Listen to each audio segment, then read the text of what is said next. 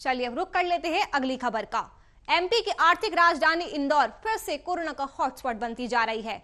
बीते कुछ दिनों से इंदौर में लगातार कोरोना मरीजों की संख्या बढ़ रही है। शनिवार को इंदौर में 247 पॉजिटिव मरीज मिले हैं।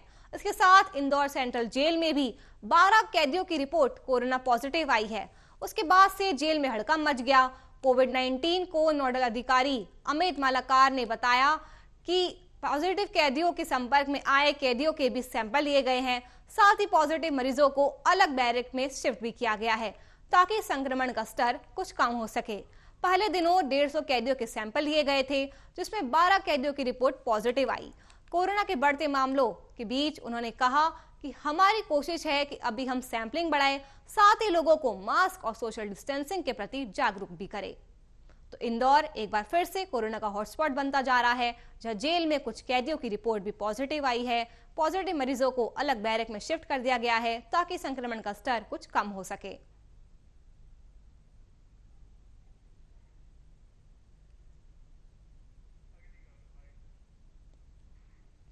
क्वाड देशों के शीर्ष नेताओं के पहले शिखर सम्मेलन के बाद अमेरिका के राष्ट्रपति बाइडेन, भारत के पीएम नरेंद्र मोदी, ऑस्ट्रेलिया के प्रधानमंत्री स्कॉट मॉरिसन और जापानी पीएम योशिहिडो सुगा ने एक लेख लिखा है। वॉशिंगटन पोस्ट में छपे इस लेख में चारों नेताओं ने चीन को सख्त संदेश देते हुए हिंद प्रशांत क्षेत्र को स्वतंत्र और मुक्त बनाए रखने की प्रतिबद्धता को दोहराया है। साथ ही शपथ ली कि वे उन देशों के साथ मिलकर काम करेंगे जो समान लक्ष्य रखते हैं। चारों नेताओं ने यह भी कहा कि वे इस बात को सुनिश्चित करेंगे कि इस इलाके में कोरोना वायरस का टीका साल 2022 में लगता रहे, इसके लिए प्रतिबद्ध रहेंगे। अपने लेख में चारों नेताओं ने कहा कि क्वाड का जन्म संकट के समय हुआ है। ये साल 2007 का राजनयिक वार्तालाप बना और वर्ष 2017 में इसका फिर से जन्म हुआ। चारों नेताओं ने लिखा, हिंद प्रशांत क्षेत्र में इस एक दूसरे से जुड़े हुए और अवसरों वाले दौर में हम एक ऐसे क्षेत्र की एक साथ मदद के लिए इकट्ठा हुए हैं जिससे इसकी जरूरत है। तो वॉशिंगटन पोस्ट में चारों देश के प्रधानमंत्री ने एक लेख लिखा।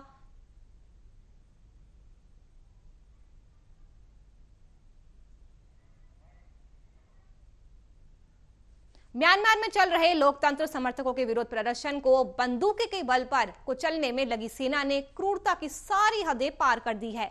सेना ने पिछले दिनों जमकर खून की होली खेली और 33 प्रदर्शनकारियों को गोलियों से भून दिया। मांडले में मोर्चा संभालने वाली 19 साल की एंजल को भी सुरक्षा कर्मियों ने सिर में गोली मारकर उनकी हत्या कर दी। सेना की क्रूरता यही नहीं थमी। एंजल की लाश को जब दफनाया गया तो सुरक्षा बलों ने लाश को कब्र से निकालकर उसके अंदर सीमेंट भर दिया। एंजल अब इस दुनिया में नहीं है, लेकिन उनकी तस्वीरों ने पूरी दुनिया को झकझोर कर रख दिया है। सेना ने यह भी दावा किया कि एंजल की मौत के कारणों की जांच करनी है और इसी के नाम पर कब्र के अंदर से उनके शव को निकाल लिया गया है। इसके बाद एंजल की कब्र को सीमेंट से भर दिया गया। वहां पर रखे गए फूलों के ऊपर सीमेंट की मोटी स्लैब भी डाल दी गई।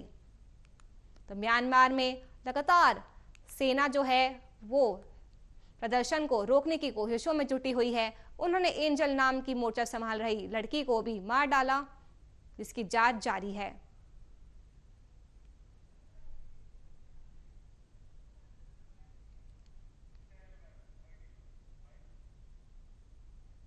हरियाणा राज्य महिला आयोग ने कांग्रेस नेता भूपेंद्र सिंह हुड्डा से महिला विधायकों के जरिए खींचे गए ट्रैक्टर की सवारी करने को लेकर स्पष्टीकरण मांगा है।